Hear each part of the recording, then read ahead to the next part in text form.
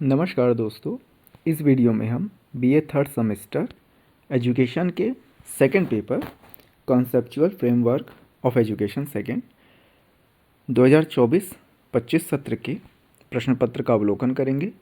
यह अवलोकन आगामी परीक्षा में शामिल होने वाले परीक्षार्थियों हेतु अति उपयोगी एवं महत्वपूर्ण सिद्ध होगा, अतः इस वीडियो को पूरा अवश्य देखें।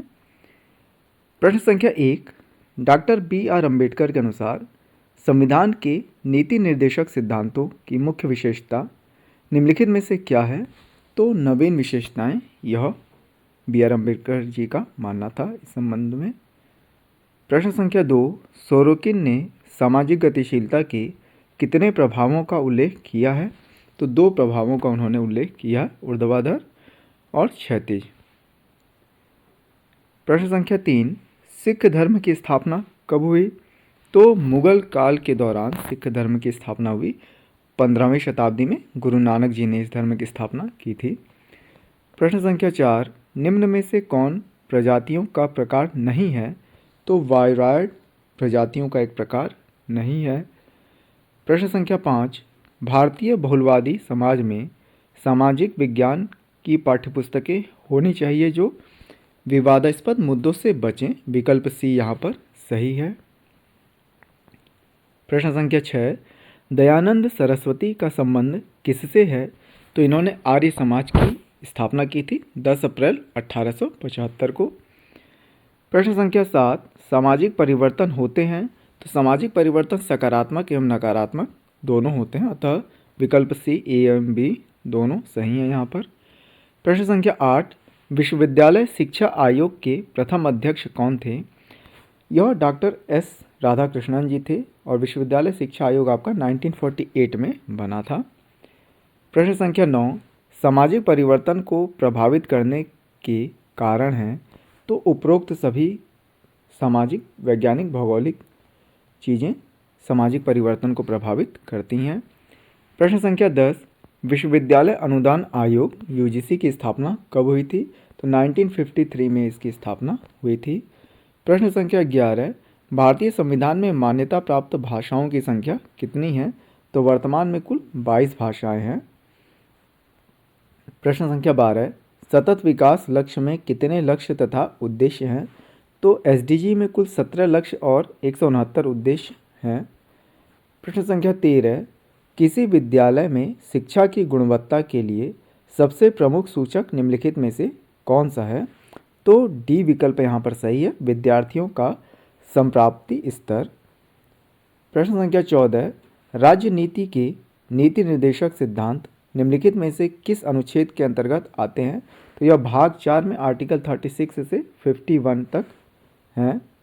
प्रश्न संख्या 15, संविधान की आत्मा नीति निर्देशक सिद्धांत तथा मौलिक अधिकार है, यह किसके द्वारा कहा गया?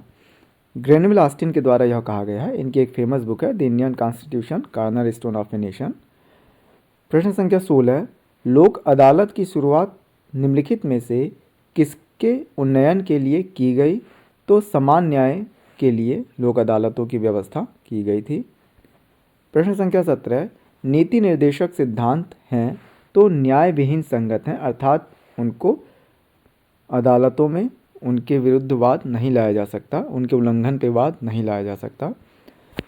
प्रश्न संख्या 18, शिक्षा का अधिकार मौलिक अधिकारों के वर्ग के किस भाग में आता है? तो वह स्वतंत्रता के अधिकार के अंतर्गत आता है, आर्टिकल 21 क में।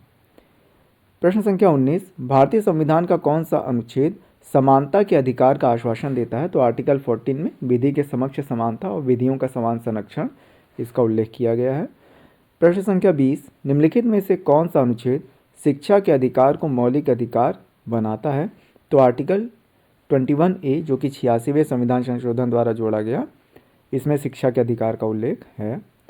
प्रश्न संख्या 21, निम्नलिखित में से कौन चक्रीय सामाजिक परिवर्तन का एक उदाहरण है? तो दास प्रथा का उन्मूलन चक्रीय सामाजिक परिवर्तन का एक उदाहरण है। प्रश्न संख्या 22, विद्यालय एक सामाजिक संस्था है क्योंकि? तो इसमें ए, बी एवं सी तीनों ही विकल्प सही हैं, अतः डी विकल्प यहाँ पर उचित विकल्प है। प्रश्न संख्या 23, भारतीय परिप्रेक्ष्य में कौन स्तरीकरण तंत्र बंद प्रकार का है? तो जाति जो स्तरीकरण तंत्र है वह बंद प्रकार का है, क्योंकि जाति की सदस्यता जन्म के आधार पर ही मिलती है। यदि बाद में आप अपनी जाति बदलना चाहें तो यह संभव नहीं होता। प्रश्न संख्या 24, समाजशास्त्री राइट मिल्स किस देश से संबंधित हैं? तो वह अमेरिका के समाजशास्त्री हैं। प्रश्न संख्या 25, बहुलवाद अथवा अनेकवाद है। इस प्रश्न का सही उत्तर विकल्प डी है, उपरोक्त सभी। सामाजिक विभिन्नता की समझ, विश्वास की बहुलता और भाषाई बहुलता। प्रश्न संख्या 26, भारतीय संविधान में स्वतंत्रता का अधिकार किस अनुच्छेद में वर्णित किया गया है? तो आर्टिकल 19 स्वतंत्रता के अधिकार से संबंधित है। प्रश्न संख्या 27, मौलिक अधिकारों का संरक्षक कौन है? तो भारत में सर्वोच्च न्यायालय जो है वह मौलिक अधिकारों का संरक्षक है। प्रश्न संख्या 28, स्तरीकरण समाज का वह क्रमबद्ध विभाजन है जिसमें संपूर्ण समाज को कुछ उच्च अथवा निम्न सामाजिक इकाइयों में विभक्त कर दिया जाता है। यह कथन मूर महोदय का है। प्रश्न संख्या 29, सामाजिक कुप्रथा नहीं है। तो बाल विवाह, कन्या भ्रूण हत्या एवं दहेज प्रथा यह सामाजिक कुप्रथाएं हैं, जबकि विधवा विवाह कोई कुप्रथा नहीं है। प्रश्न संख्या 30, लिंगीय विभेद का कारण नहीं है। तो अशिक्षा लिंगीय विभेद का कारण है, संकीर्ण विचारधारा भी लिंगीय विभेद का कारण है, लेकिन जागरूकता लिंगीय विभेद का कारण नहीं, बल्कि जागरूकता का ना होना लिंगीय विभेद का कारण है। प्रश्न संख्या 31, सामाजिक पद में कोई भी परिवर्तन सामाजिक गतिशीलता है। यह कथन किसका है? तो यह बोगार्डस का कथन है। प्रश्न संख्या 32, लोगों के एक सामाजिक समूह के से दूसरे सामाजिक समूह में गमन को ही सामाजिक गतिशीलता कहते हैं। यह कथन किसका है? यह सोरोकिन महोदय का है। प्रश्न संख्या 33, क्षैतिज गतिशीलता निम्न में किससे संबंधित है? यह समान स्तर में उन्नयन से संबंधित है। प्रश्न संख्या 34, सोशल क्लास एंड स्ट्रैटिफिकेशन नामक पुस्तक किसने लिखी है? यह पुस्तक पीटर रॉबर्ट्स साल्डर्स द्वारा लिखी गई है। प्रश्न संख्या 35, एक सामाजिक वर्ग से दूसरे वर्ग की ओर की गति को कहते हैं, इसे सामाजिक गतिशीलता कहा जाता है। प्रश्न संख्या 36, सहस्त्राब्दी विकास लक्ष्य की संकल्पना की गई थी। तो महिला पुरुष समानता के लिए, बेहतर विकास के लिए, निरक्षरता को समाप्त करने के लिए। अतः यह सभी विकल्प यहाँ पर सही हैं, डी विकल्प सही होगा। प्रश्न संख्या 37, भारतीय संविधान के राज्य के लिए नीति निर्धारक सिद्धांत के लिए निम्नलिखित में से कौन सा विकल्प सम्मिलित नहीं किया गया है? तो नीति निर्देशक तत्वों को नेहरूवादी, समाजवादी, गांधीवादी में विभक्त किया जाता है, जबकि स्वतंत्र वर्ग में विभक्त नहीं किया गया है। प्रश्न संख्या 38, भारतीय संविधान के राज्य के लिए नीति निर्धारक तत्व किस देश से लिए गए हैं? यह आयरलैंड के संविधान से लिए गए हैं। प्रश्न संख्या 39, राज्य नीति के निर्देशक तत्वों का उद्देश्य है। तो लोक कल्याणकारी राज्य की स्थापना करना इनका उद्देश्य है। प्रश्न संख्या 40, शिक्षा वह प्रक्रिया है जिसके द्वारा बालक अपनी आंतरिक शक्तियों को बाहर की ओर प्रकट करता है। यह कथन किसका है? तो फ्रोबेल महोदय का यह कथन है। प्रश्न संख्या 41, भारत की अर्थव्यवस्था है यह मिश्रित प्रकार की है, मिक्स्ड है। प्रश्न संख्या 42, निम्नलिखित में से कौन सामाजिक स्तरीकरण की विशेषता नहीं है? यह एक आध्यात्मिक प्रक्रिया है, यह सामाजिक स्तरीकरण की विशेषता नहीं है। प्रश्न संख्या 43, सामाजिक स्तरीकरण का आधार नहीं है। तो समानता इसका आधार नहीं है, जबकि आयु, लिंग एवं जाति इसके आधार हैं। प्रश्न संख्या 44, संविधान के कौन से भाग में नीति निर्देशक तत्वों का वर्णन है? तो भाग चौथा जो है कि नीति निर्देशक सिद्धांतों से संबंधित है। प्रश्न संख्या 45, निम्नलिखित में से कौन सा सतत विकास लक्ष्य गुणवत्तापूर्ण शिक्षा की बात करता है? तो लक्ष्य 4 जो है कि गुणवत्तापूर्ण शिक्षा की बात करता है।